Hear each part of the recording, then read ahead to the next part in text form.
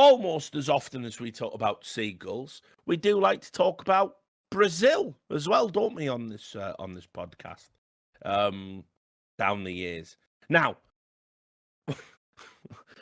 people, okay, we revealed on this stream, which people, couldn't believe, that in Brazil, the number 24 is considered gay, right?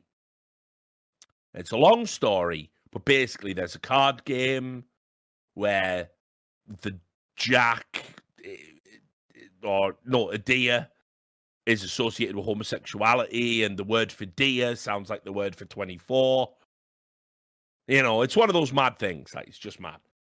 So it even gets to the stage where people will have cards and candles, 23 plus 1 for people's 24th birthday, because everyone's very not gay.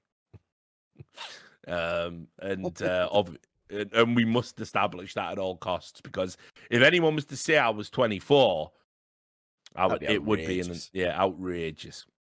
So I remember when we first revealed this, people said we made it up initially. Then they went away and did some research. But then what happened was we had Brazilians in the comments on the YouTube video replying, saying, I've lived in Brazil all my life and never heard of this, right? Lying, of course, because it is a thing.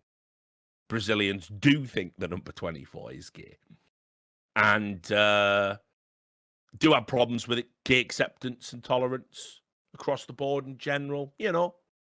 Bolsonaro said some choice things, hasn't he? So anyway, this is the Copa America has been happening. And the Brazilian Football Federation didn't issue, in a squad of 24 players, they didn't issue a number 24. It goes 23, 25. Right?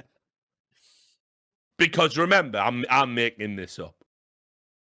And it's not real. They just skipped out the number 24. Now, I'd also talked about the first time we brought this up.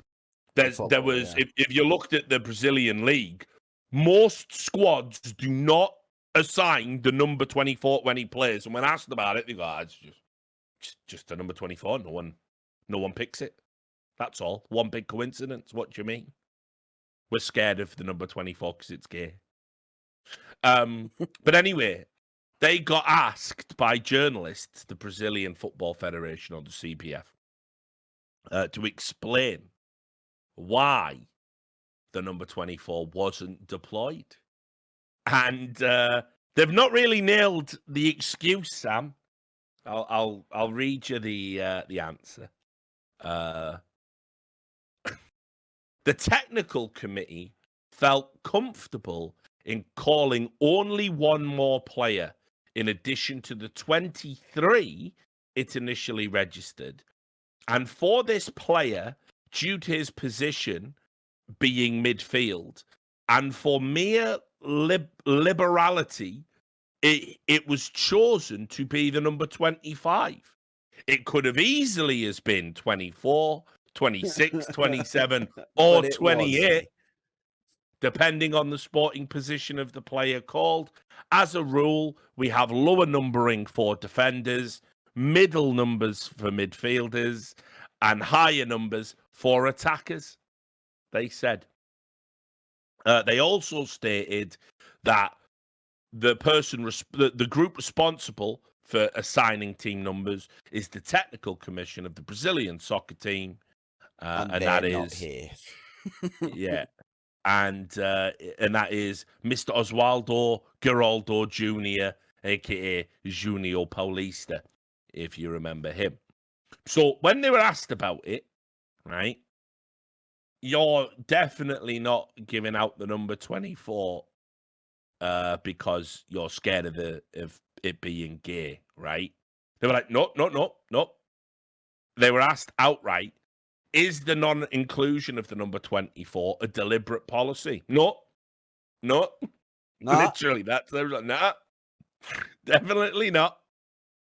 And then they were asked, Has FIFA given you any guidance on like registering numbers? And if you have like 24 people in a squad, it should run sequentially. And they said, we're not aware of any guidance on this subject. Nailed it, Sam. It was a big coincidence, mate. You idiot. If he was a centre-back, he would have been 24. Yeah, he would have been 24 for definite. For But realsies. You've got a striker as 21 and then a centre-back as 23. No, it's just how the squad laid out. The striker used to be a centre-back in his youth, see, so we list him in the defensive section. Absolutely ridiculous. So I want it on record. We were right about the goals. We were right about 24. Yeah, it turns out this is an informative and educational podcast now. I let you off once before, but you still got the nerve to come back here and make trouble again. Eh? And say, children, what does it all mean?